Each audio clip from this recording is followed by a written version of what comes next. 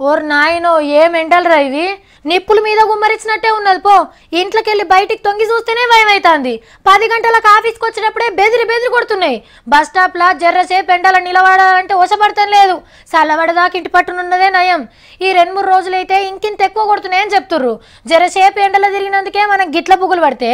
ఇక ఈ సార్లుగా ఎండలు ఎట్లా డ్యూటీలు చేస్తుర్రో ఏమో పో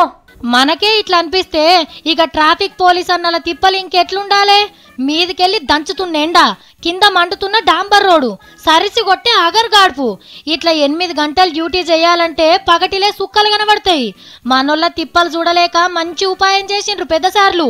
కూల్ కోటు తీసుకొచ్చిర్రు డ్యూటీకి ఎక్కే ముంగట నీళ్ళల్లో దడిపేసుకోవాలి ఎండలు ఎంత దడుచుతున్నా కూలర్ ముంగట నిలబడ్డట్టే చల్లగా ఉంటది ఒక్కపారి నీళ్ళల్లో ముంచితే 5-6 గంటలు చల్లగానే ఉంటదట